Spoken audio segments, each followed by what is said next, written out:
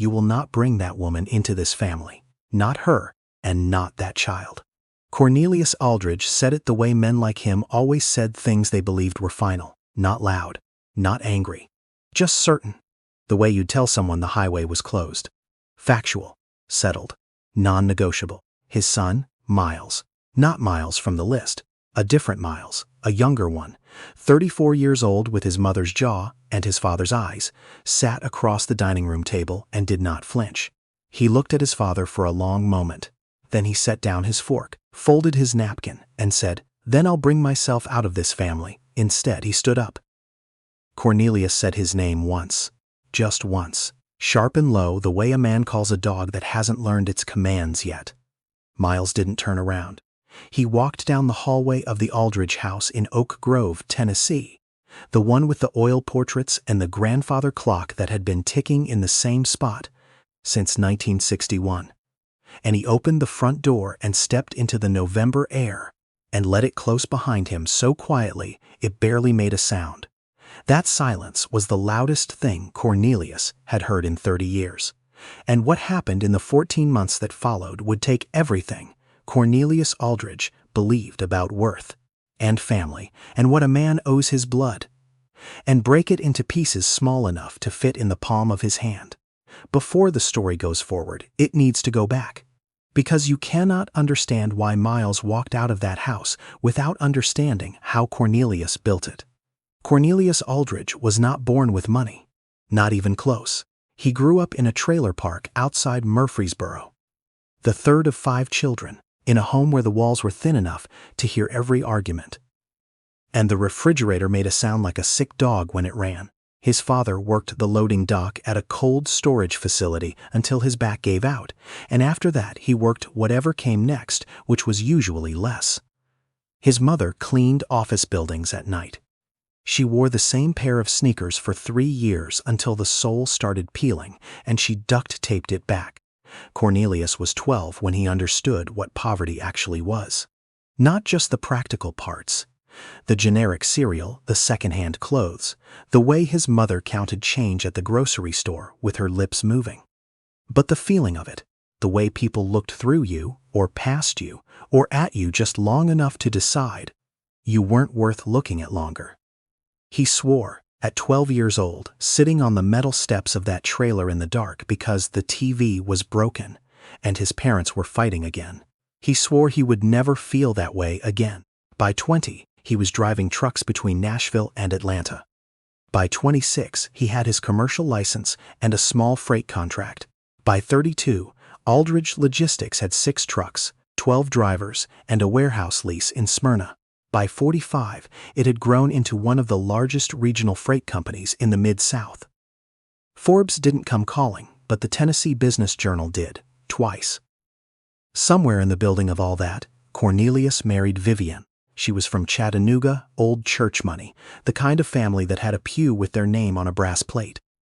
She was warm and steady, and she loved Cornelius not for what he had, but for the hunger in him, the refusal to be small. She gave him a son, Miles, and for years it was good.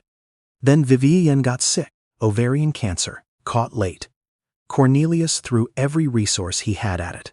Best oncologist in Nashville, clinical trials in Houston, a home care team that cost more per month than his first warehouse. He built a bedroom suite on the ground floor so she wouldn't have to climb stairs. He was there every morning when she woke up and every night when she went to sleep. She died on a Tuesday in March, when Miles was 16. Miles did not cry at the funeral. He stood in his dark suit next to his father and looked at the casket like he was trying to memorize something. Cornelius held his son's hand so hard his knuckles ached, and in that moment Cornelius made a promise to himself. Miles would never be exposed to the kind of instability Cornelius had known. He would marry someone with roots, with resources, with a family structure that would hold if things got hard. Love was not enough. Love had not been enough for his own parents. Love was a foundation built on sand if money wasn't underneath it. He believed this completely. He had built a life on believing it, what he had not yet learned, and what would take him 14 months and a woman from East Nashville to teach him, was that he had confused protection with control, and security with worth. Miles Aldridge was 34 years old, vice president of operations at his father's company, and had not laughed, really laughed, the kind that catches you by surprise, in longer than he could remember. From the outside, everything looked correct. The truck fleet was growing. The contracts were solid. He drove a clean car and lived in a well-appointed apartment in Germantown and wore clothes that fit properly. At company dinners, people shook his hand and called him impressive, and he smiled and said, "Thank you," and drove home and sat on his balcony and felt the specific emptiness of a man who has never once decided anything for himself. His father had opinions about everything: who Miles should know, where he should be seen. The daughter of a supply chain executive in Franklin, the granddaughter of a state senator, a woman whose family had land in Williamson County and a last name that opened doors in Tennessee real estate. Cornelius arranged these encounters the way he arranged freight contracts: efficiently, strategically, without sentiment. Miles went. He was always polite. He was never interested. The women were smart and accomplished and had no idea who he was under the title, and neither did he anymore. His mother, near the end, had taken his hand one afternoon, when the light was low and golden through the curtains of her ground-floor room. Her voice was quiet, but her eyes were completely clear. "Find someone who makes you feel like yourself, baby. Not the self your father built. The real one, the one you were before you learned to perform." Miles had been 16. He hadn't fully understood. At 34, he understood it perfectly, and he was failing her. The house came first. Not a company property, not a calculated investment. A small craftsman bungalow in East Nashville, on a street where the sidewalks were cracked and the porches had wind chimes, and someone always had a garden that was either thriving or trying to. Miles found it online, paid cash from his personal account, and moved in on a Saturday in late September, without telling his father, without hiring a service, with a rented truck and 2 trips and a box he dropped on the driveway and had to leave for dead. He was crouching over the broken box, assessing the damage, a lamp miraculously intact, when he heard a voice from the adjoining yard. "You need help, or are you just communing with the sidewalk?" He looked up. A woman was leaning against the chain-link fence that divided their properties. She was maybe 40, with close-cropped natural hair and dark eyes that were doing something between amusement and genuine concern. She wore a paint-stained sweatshirt with the sleeves cut off and work gloves pushed up to her elbows.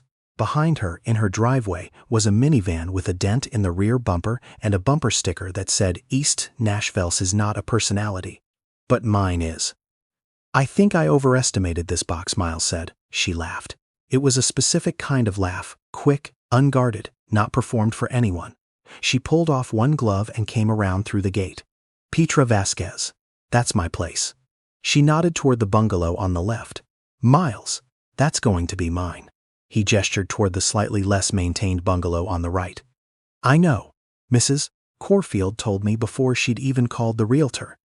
Petra picked up one end of the box. "She tells everyone everything." "Fair warning," noted. They carried boxes for an hour. Petra did not ask what he did for a living, or why he'd chosen this street, or whether he planned to flip the property. She asked if he had a preference about noise ordinances. Her daughter practiced trumpet on Saturdays, and whether he knew that the back corner of their shared fence had a gap where the neighborhood cats came through. Her daughter appeared near the end of the second trip. She was 11 or 12, with her mother's eyes and a serious expression, and a library book tucked under her arm, as though she'd been in the middle of something important and had come outside only to investigate. Her name was Celia. She looked at Miles the way children look at adults they've decided to evaluate. "Do you know what time it is without looking at your phone?" she asked. Miles blinked. "Roughly 4:30? Celia nodded slowly, as if this was a test he'd passed, but only barely. "Celia," Petra said, "I'm just seeing if he pays attention." Celia looked at Miles again. Most people just look at their phones. Then she went back inside. Miles stood in his driveway. The afternoon had turned into evening without him noticing. The street smelled like someone grilling and someone else's wood smoke. A dog barked twice from somewhere down the block and then was quiet. Nobody on this street knew he was Aldridge. Nobody cared. Petra had talked to him like he was a person. Not a business card, not a son of, just a man who was bad at lifting boxes and new to the neighborhood. He went to bed that night on an air mattress in an empty room and felt, for the first time in years, like he was somewhere that could become real. Over the following weeks, Miles learned who Petra Vasquez actually was, not through any research, not through asking directly, just through being a neighbor and paying attention. She was up at 5:15 every morning. He'd hear her truck start in the dark, a white work pickup with Vasquez Tile and Restoration stenciled on the door. She was a contractor, specialized in historic tile work, restoration of old buildings, the kind of detailed, painstaking labor that required both artistry and the ability to spend 6 hours on your knees without complaint. On days Celia had school, an older woman, Petra's aunt, he learned later, named Guadalupe, who went by Lupe and had opinions about everything, would appear by 7 to drive Celia to school and be there when she got home. Petra usually returned around 5, sometimes later, and no matter how tired she looked when she climbed out of that truck. And some evenings she looked like a person who had given the day everything she had. She always stopped at Celia's room first. Miles knew because he could hear it through the wall they shared. Celia's voice going immediately into a full report about her day, and Petra's quieter responses, steady and present. He learned the rest in pieces. Celia's father had been out of the picture since Celia was 4. Not dramatic, Petra told him once, just slow. A man who kept choosing other things until there was nothing left to choose. He paid child support sporadically and remembered Celia's birthday about half the time. Petra didn't say this with bitterness. She said it the way you describe weather. It happened. You adjusted. You moved forward. She made decent money, she said. Good years, when the restoration contracts came in steadily, she could clear 80,000. Bad years were leaner. The truck needed work. Celia was growing into a teenager who needed things. The mortgage on the bungalow ate more than it looked like it would. She made it work. She always made it work. She fixed her own plumbing. She refinished her own floors. She had a tool belt that was more organized than most offices Miles had ever seen. When a section of her porch railing came loose one weekend, she was out there with a drill. At 8 in the morning, Celia sitting on the steps with her book, handing over screws when asked. One evening, Miles was trying to hang a curtain rod, badly, with a drill he'd bought that morning and barely understood, when Petra appeared at his door. "I can hear you fighting with that wall from my kitchen," she said. The wall started it. She took the drill. She had the rod hung in 4 minutes. She showed him how to find a stud, how to angle the bit, how to not strip the screw. She handed the drill back and looked at his handiwork. "You've genuinely never done this before," she said. "Not a question." "I've had people," he said. She looked at him, just looked, the way Celia had looked at him that first afternoon, measuring. "Well," she said, "now you know how." It was the most useful thing anyone had taught him in years. After the curtain rod, something shifted. Celia decided Miles was acceptable. This was communicated not through any formal statement, but through the fact that she started appearing at his door on Saturday mornings with questions. Not small talk questions. Real ones. Why do bridges make that sound when a truck goes over them? Do you think it's possible to be homesick for a place you've never been? If you could know the exact day you were going to die, would you want to know? Miles answered every question seriously. Celia seemed to expect this. She would nod, consider his answer, sometimes argue with it, then leave. One Saturday, she came over and sat on his porch step without asking and said, "You seem like you're looking for something." Miles was quiet for a moment. "What makes you say that?" "Because you look at the street like you're waiting for it to tell you something." She shrugged. "My mom looked like that for a while after my dad left. She stopped eventually." "What changed?" "She started paying attention to what was already here instead of what was missing." Celia picked up a leaf from the step and turned it over in her hands. She said that's when she started getting better. Miles didn't have a response for that. He sat there for a while and thought about it. A 12-year-old had just diagnosed him more accurately than anyone in his adult life. The dinner happened 3 weeks after he moved in. Petra knocked on his door on a Thursday evening. "I made too much chili. You want some, or are you doing that thing where you stand at your counter and eat crackers again?" He'd been about to eat crackers. He came over. The kitchen was warm. There were Celia's drawings on the refrigerator, held up with magnets from state parks they'd visited. A corkboard on the wall had receipts and invoices and a hand-drawn calendar and a photo of Petra and Celia at what looked like a beach, squinting into the sun, both laughing at something outside the frame. The chili was extraordinary. "This is from scratch," he said. "What else would it be from?" He ate 2 bowls. Celia ate across from him and told him in forensic detail about a book she was reading about the construction of the Brooklyn Bridge, and specifically about the workers who got decompression sickness from working underwater in the caissons, and whether Miles thought those workers knew the bridge would still be standing 150 years later. Miles said he thought they probably hoped so. Celia said she thought hoping wasn't enough, that they must have believed it. Because nobody does work that hard just on hope. Petra watched her daughter with the expression of a person who is regularly surprised and delighted by what they've made. Miles looked at that expression and felt something move in his chest. Quiet and unfamiliar, like a door opening somewhere he'd forgotten there was a room. He told himself it was just the warmth of a real kitchen. He had gotten fairly good at lying to himself. But the world he had left was not done with him. 3 weeks after Miles moved to East Nashville, a call came to Cornelius Aldridge from his assistant, a sharp, efficient woman named Harriet who had worked for him for 9 years and knew not to call on Sundays unless it was significant. "He bought a house," she said. "East Nashville. He's living there." Cornelius was quiet for a moment. "Who's around him?" The report came 4 days later. Petra Vasquez, age 41. Contractor, single mother, 1 daughter, age 12, divorced, former husband largely absent. Annual income variable, averaging 70 to 80,000 in good years, significantly less in slow ones. No family money. No connections in freight or logistics. A woman who fixed tile in old buildings and drove a work truck and lived on a street where nobody knew his son's name. Cornelius read the report with the same eye he used on freight contracts. Single mother, unstable income, no network, no infrastructure. He called Miles that same afternoon. The conversation in the Aldridge Company office the following morning was brief and brutal. Cornelius didn't pretend he didn't know.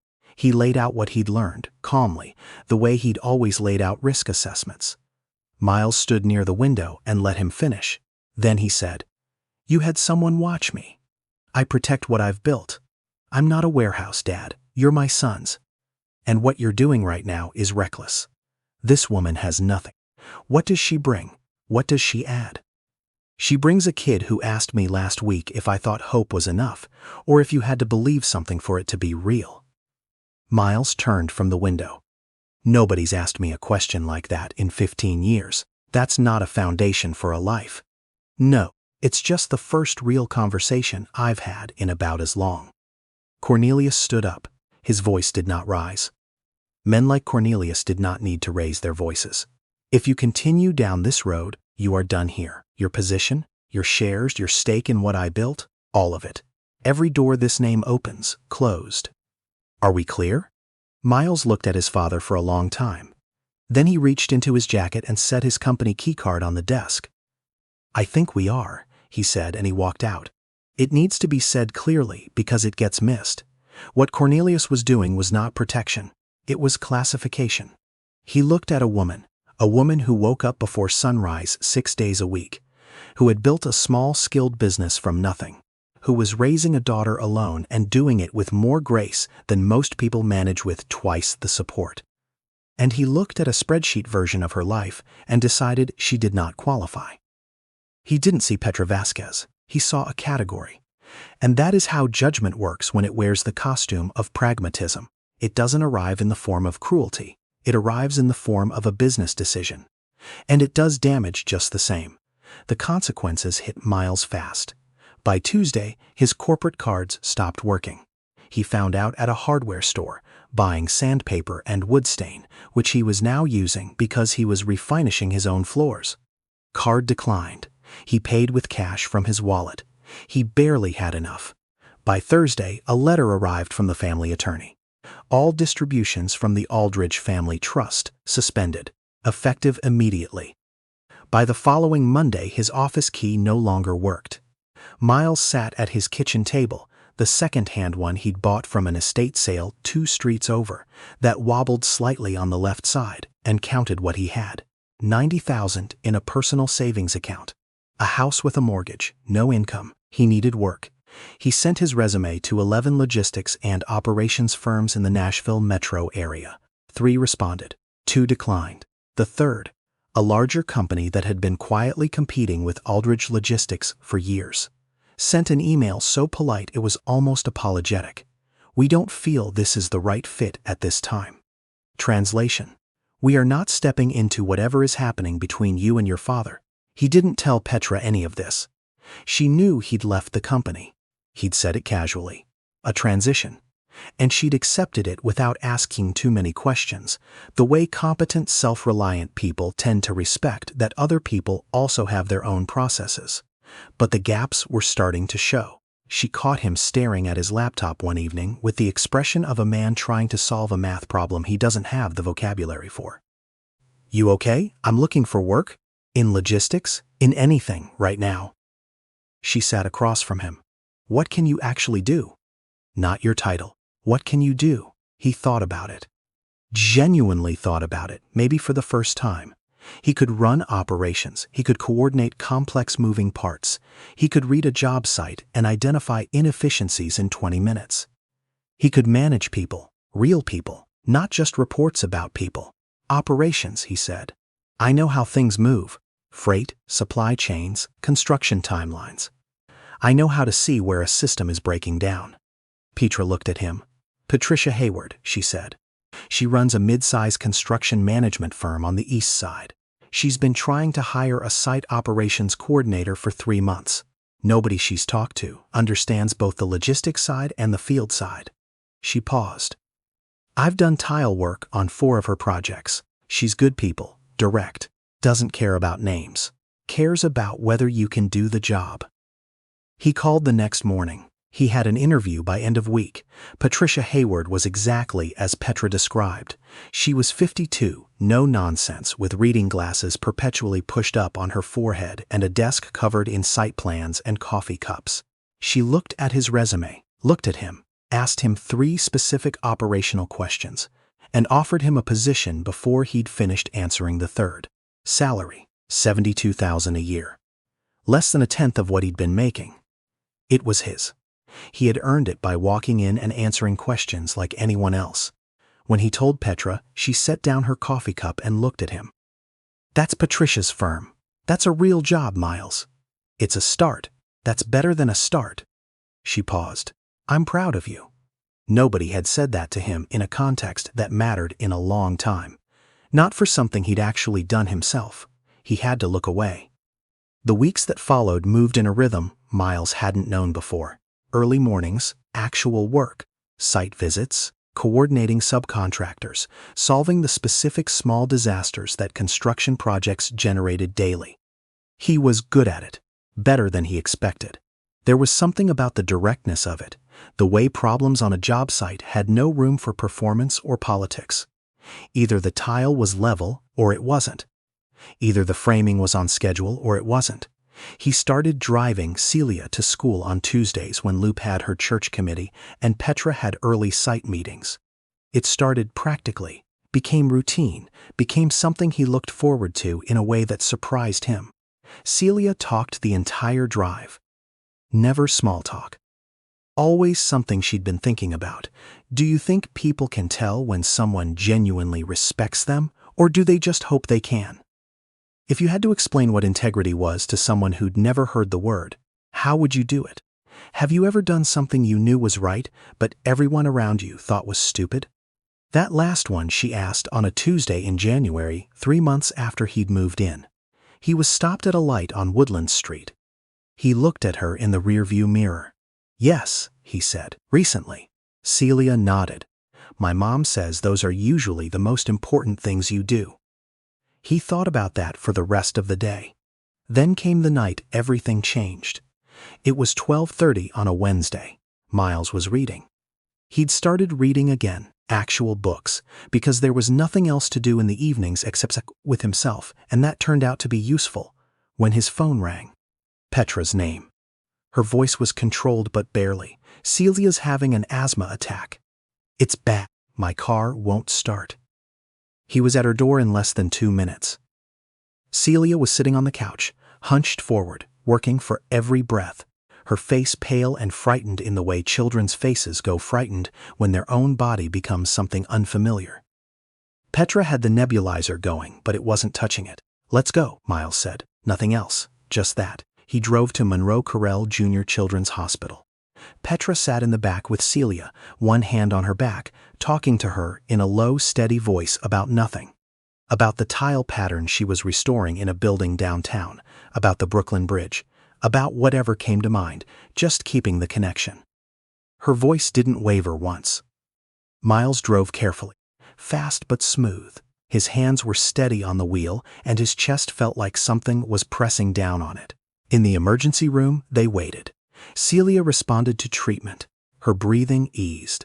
She fell asleep eventually in the hospital bed, looking very small. Her book, a different one, always a different one, still in her bag by the chair. Petra sat in the chair next to the bed. Miles sat beside her. Neither spoke for a long time. At some point, Petra put her head on his shoulder. She didn't say anything. He didn't say anything. They just sat there at 2 in the morning, in a hospital room that smelled like antiseptic and recycled air, holding each other up the way people do when there's nothing left to do but be present. And Miles understood something in that silence. Understood it completely. No room for argument or deflection. He was in love with her. With Petra, with the life she had built, with the daughter who asked impossible questions in the rearview mirror. He was in love with the chili and the corkboard and the tool belt and the sound of a trumpet practiced badly on Saturday mornings. He was in love with all of it, terrifyingly and completely. He had spent his whole adult life performing presence while being entirely absent. In that hospital chair at 2 in the morning, he was, for the first time, exactly where he was. He told her the truth 2 weeks later. They were walking along the river in Shelby Park on a Sunday evening, the kind of evening where the light comes in flattened gold across the water and everything slows down. He had been thinking about how to say it for days. He had not found a graceful way, so he said it plainly. My last name is Aldridge, as in Aldridge Logistics, as in Cornelius Aldridge is my father, as in the company whose trucks you've probably seen on I-40 for the last decade. Petra stopped walking. I grew up with more money than I knew what to do with. I had a position, a trust fund, an apartment in Germantown that felt like a hotel lobby. My father cut me off because I moved to this neighborhood and chose to be here, near you. And I didn't tell you because I wanted you to know me without knowing that first. He paused. I'm sorry. That wasn't fair to you. Petra was quiet for a long time. The river moved. A runner passed them on the path. Then she said, You let me recommend you for a job like you were just a regular person looking for work. I was. You were never going to go broke, Miles. You had a safety net you just chose not to use. That's not the same thing as not having one. He didn't say anything, because she was right. It hit him the way true things hit, in the sternum, with weight. I've been managing every dollar for 12 years because there's no version of my life where I get to stop, she said. Her voice was steady, but underneath it was something that had edges. You walked away from money because you wanted to. I have never had the option of walking away from the math. Do you understand how different that is? He did. He felt it. There was no way to unfeel it. And Celia. Her voice shifted. She made you clay figures from school, Miles. She asks for you. What do I tell her if this? If you, I'm not going anywhere. You can't promise that. I can. I'm telling you I am. The silence held for a long time. The light on the water kept moving. I need to think, she said finally. She walked home alone. That night, Petra sat at her kitchen table after Celia was asleep and let herself feel the full weight of it. It wasn't anger at the money. She genuinely did not care about the money. It was the gap in the story, the space he had left where the truth should have been. She had stood in that kitchen and talked to him about budgeting, about making things stretch, about the months where you check your bank balance before you buy a bag of rice. And he had listened with the expression of a man learning something real. Had he been performing, or had he actually been learning? She thought about Celia's father. The slow erosion of it, the way a man could be technically present while actually already gone. She had rebuilt everything after him. She had done it because she had to, and because Celia needed her to, and because there was no other option. She had made herself into someone who did not need anyone, because needing people had a cost she couldn't afford. And then Miles had shown up, bad at everything that mattered practically, and good at everything that mattered actually. Present when Celia had the asthma attack in a way that required nothing from him, was asked of him by no one, and he had simply done it because it was right. Her Aunt Lupe, who had been watching all of this with the quiet attention of someone who had lived long enough to know what it looked like, said something to her that week. That man drove you to the hospital at midnight. He sat in that waiting room and held your hand and never once looked like he was doing you a favor. Lupe poured her a cup of coffee. Your ex couldn't stay for dinner without checking his phone. It's not about the money, Lupe. I know it's not, Misha. I'm asking you to think about why he lied, not what he lied about. Why? Petra looked at the coffee. He was afraid, she said. Of what? That if I knew, I'd look at him like everyone else does. And would you have? She didn't answer that. But she knew, somewhere honest in herself, that she might have. That she would have put a certain kind of wall up before she'd even met him properly. And that would have been a loss she never would have known she had. He was at her door on the fourth morning. Early, before Celia was up, he looked like a man who hadn't slept cleanly in 4 days. I'm not here to argue or convince you, he said. I just needed you to know I meant what I said. I'm not going back. Not to the company, not to the penthouse, not to any version of the life that was designed for me instead of chosen. He paused. But I understand if that doesn't fix what I broke. She looked at him for a long time. Then she opened the door wider. Celia's going to have questions, she said. I'll answer them. She asks complicated ones. I know. He almost smiled. I've noticed. They didn't fix it in a week. Real trust doesn't repair on a schedule. It comes back the way it left. Slowly, in pieces, each piece requiring the one before it. Miles told her things he hadn't told anyone. About his mother. About growing up performing capability in the service of his father's vision. About the years of dinners where he sat next to women chosen like assets and felt nothing, not even loneliness, just the dull absence of anything real. Petra told him about the night Celia's father left, about the weeks after when she'd taken on extra contracts and put Celia in the care of Lupe 3 days a week and worked until her hands ached and her knees hurt. And she came home and held her daughter until she fell asleep, and then went to the bathroom and sat on the cold tile floor and breathed, about how she had made herself into someone who required nothing from anyone, because needing people was a structural weakness she couldn't afford. You broke through that wall without meaning to, she said. I didn't know there was a wall. That might be why. They sat on his porch steps and talked for hours. The whole truth. The parts that didn't make either of them look good. The parts that explained why they were the way they were. Let me earn it back, he said.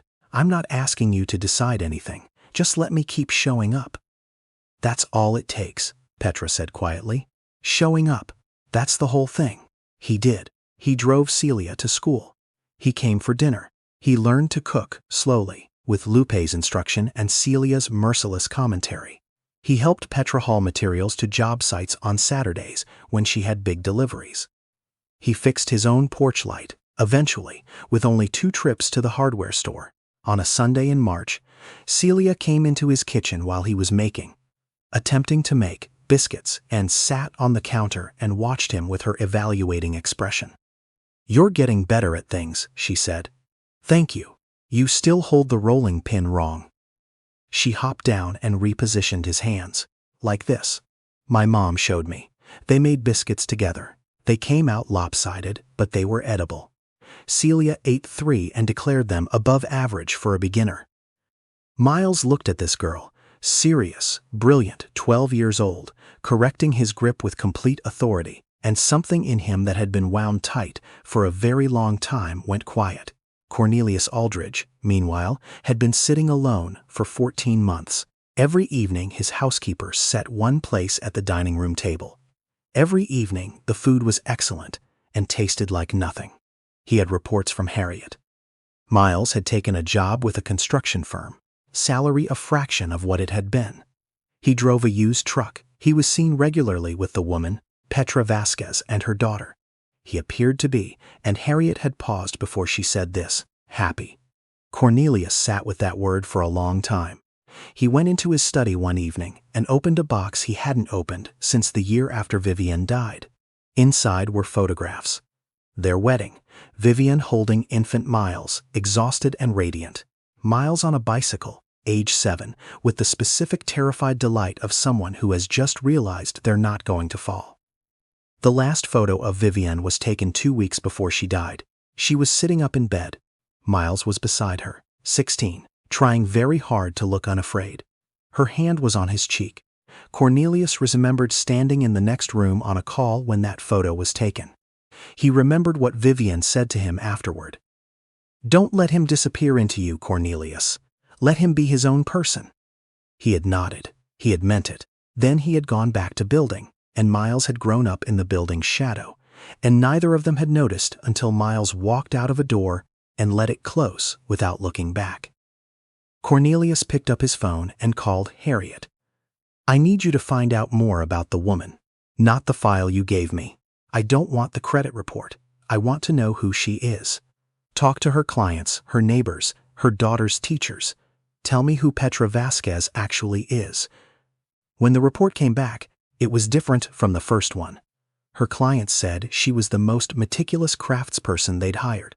She showed up on time and left the site cleaner than she found it. She turned down jobs she didn't think she could do right, rather than take money she hadn't earned. Her neighbors said she shoveled the walks of the 2 elderly residents on her street without being asked. That when Mrs. Corfield had her hip surgery, Petra brought meals for 2 weeks. That she was the first person to show up when anything went wrong on the block.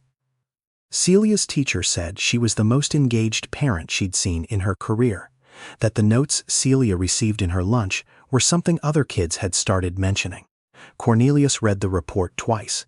Then he sat very still and looked out at his perfectly maintained property and understood that he had been wrong. Not about everything. He drove himself to East Nashville on a Thursday morning. No driver. He parked half a block down and sat. Miles was on his front porch with a cup of coffee, reading something. He looked different from the last time Cornelius had seen him. Calmer, more settled in himself, like a man who had found the right size of his own life. Petra came out of her front door, work belt already on, truck keys in hand. She said something to Miles over the fence that made him laugh. A real one, quick and unguarded, the kind Cornelius could not remember hearing from his son before. And Celia appeared on the porch beside Miles, still in her school uniform, telling him something with great urgency, her hands making emphatic shapes in the air. Miles listened like everything she said mattered. Cornelius sat in his car and felt his eyes burn. He had given his son every material advantage available to a father who had built something from nothing. He had given him access and position, and a name that meant something in the freight industry across 3 states. He had protected him from every kind of financial uncertainty. He had never once sat on a porch and listened to him like what he said mattered. He knocked on the door 20 minutes later. Miles opened it, and they looked at each other across 14 months of silence. "Can I come in?" Miles stood in the doorway for a long moment. Cornelius watched him decide. Then his son stepped aside. The living room was small. There were books on a shelf that was built from cinder blocks and planks. On the coffee table, a half-finished puzzle. On the wall at approximately the height of a 12-year-old's eye level, several drawings held up with painter's tape. A house, a truck, 3 figures of varying height standing in front of a bungalow. It was a home, actual and specific and full of evidence that people lived here. Petra came in from the kitchen. She stopped when she saw Cornelius. Her face was still, not hostile, not welcoming, just present and clear-eyed, the face of a woman who had navigated harder things than this and knew her own ground. "This is my father," Miles said. "This is Petra." Cornelius looked at her.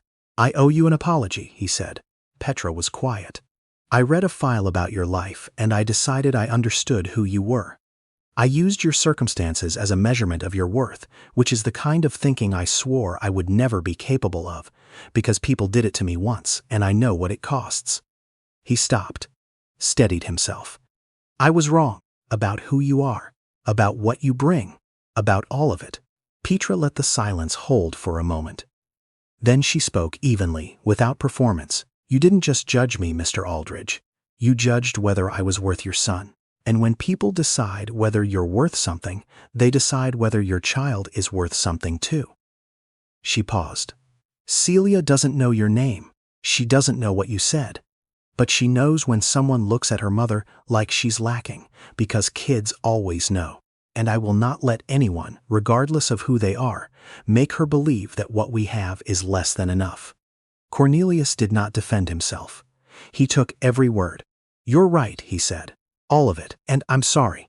Not the kind of sorry that expects something in return, just the kind that knows it has a long way to go." The room was quiet. Miles sat beside his father on the couch, but angled slightly toward Petra, a small physical grammar that said everything.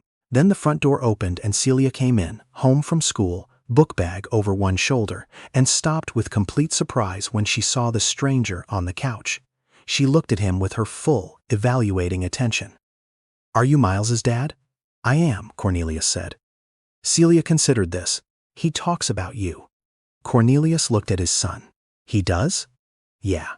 He says you're really good at building things, but sometimes you build the wrong ones." She tilted her head. "I think that's a construction metaphor. We've been talking about metaphors in school." Petra pressed her lips together. Cornelius looked at this girl, serious, direct, 12 years old, holding her library book and telling him something true and accurate in the plainest possible terms. And something in the architecture of his certainty shifted. "You're probably right," he said. Celia nodded, apparently satisfied. "Are you staying for dinner?" "My mom's making enchiladas." Petra looked at Cornelius. Not at the freight executive, not at the man who had tried to end this. At the father sitting in a small living room looking at his son with the expression of a man trying to find his way back to something he should never have left. "Yes," she said, "he can stay." They ate at the kitchen table. Enchiladas from a recipe Lupe had taught Petra, which Lupe had learned from her own mother, which made them approximately 60 years old and not to be argued with. Celia ate across from Cornelius and told him about the construction of the Brooklyn Bridge, specifically the caissons, specifically the bends, and asked him whether he thought the engineers who designed the thing actually understood what the workers would go through to build it. Cornelius said he thought they probably understood less than they should have. He thought that was true of a lot of things people built without doing the work themselves. Celia looked at him. "That's a good answer," she said. Cornelius ate the entire plate. Then, quietly, asked for a little more. The wedding was 10 months later, in the backyard. String lights between the fence posts, folding chairs from a neighbor's church. 40 people, maybe. Lupe in the front row, crying with her handkerchief ready before anything had even started.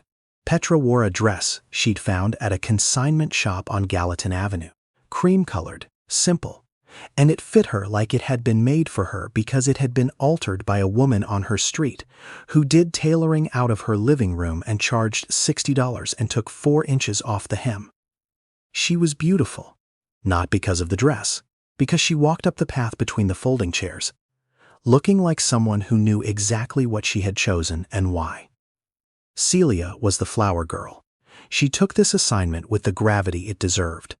She walked slowly, dropped petals in precise intervals, and when she reached the front she whispered to Miles, "I practiced. I didn't clump them." Cornelius stood beside his son.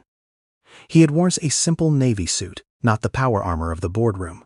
His eyes were red before the first word was spoken. The vows were short. Miles said, "You taught me the difference between having a life and building one. I'll spend every day learning from you." Petra said, "You showed up when it mattered. That's the whole promise. Just keep doing that." Miles did not go back to Aldridge Logistics. He started a company called Groundwork Nashville, a logistics consulting firm that specialized in helping small contractors and construction operations, the kind of businesses run by people like Petra, manage supply chains and project timelines they couldn't afford to mismanage. He used his knowledge. He used his connections on his own terms. The salary was modest to start. It was his. Cornelius invested, not because it was his son's company, because it was the first time Miles had built something instead of inherited it. Petra kept working. She had no intention of stopping. The tile restoration work was hers, and she was excellent at it, and she would do it as long as her knees let her. Cornelius started coming to dinner on Sundays. He came in his own car, brought a bottle of wine, and once, memorably, brought a chess set because Celia had mentioned she was learning. Within a month, she was beating him. He sat across from the board one Sunday evening, studying it with an expression of genuine bewilderment. "Check," Celia said. "And actually checkmate, I think. Look at the rook." Cornelius looked at the rook. "You've been playing for 4 weeks," he said. "I read 2 books about it." She looked pleased in the contained, dignified way. She looked pleased about things. "You can beat me eventually if you study. I'll give you a list of good resources." Cornelius stared at the board. Then he looked at his son and Petra standing in the kitchen doorway, and he laughed, real and low and coming from somewhere he hadn't visited in a very long time. "Rematch next Sunday," he said. "You'll need to prepare," Celia said seriously. "I'll take it easy on you." On an evening in November, 14 months after Miles had walked out of a house with oil portraits in the hall and let the door close behind him, without looking back, 4 people sat on the front porch of a bungalow in East Nashville. The air had that particular quality it gets in Tennessee in fall. Cool and sharp, leaves going gold on the old oaks, the sky turning the particular shade of blue that comes just before dark.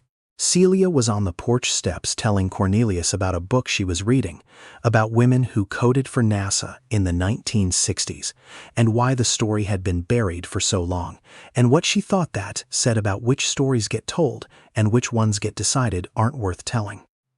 Cornelius was listening, actually listening, his phone in his pocket, his jacket on the railing, his sleeves rolled up. Petra was in the porch chair with a mug of tea, her work boots off, her feet tucked up, watching her daughter hold the complete attention of a 70-year-old man who had spent his whole life believing he already knew what mattered. And Miles sat on the railing watching all of them. His mother had told him, at 16, to find someone who helped him be the real version of himself, not the performed one, the actual one. He had found her, and she had given him more than she'd promised. A daughter who asked impossible questions, a porch to sit on, a family assembled from the people who showed up and stayed. A world that knew his name would have given him a different life, larger, more polished, more legible to the people who kept score. He would not have traded one Sunday evening on this porch for any of it. The world will always have opinions about who you should love, about whether they fit, about what their bank balance says about your future. And maybe sometimes that math works out. But this is not a story about math. This is a story about what happens when a man stops performing and starts paying attention. When a woman who has been let down enough times to have every reason to close the door chooses instead to open it, carefully, on her own terms, for someone who has finally learned to deserve it. Petra Vasquez did not have a trust fund or a family name or connections in the right rooms. She had a tile business and a bungalow and a daughter who would, by the time she was 14, beat every adult she knew at chess. She was not a risk. She was the answer. And single mothers. The women who get up before sunrise and drive the work truck and pack the lunches and sit on the bathroom floor so their kids don't hear them cry, and then get up and do it all again. They are not lacking anything. They are not incomplete. They are doing the hardest work there is, with less margin for error than most people will ever understand. If anyone has ever told you otherwise, they were wrong about you the way Cornelius was wrong about Petra.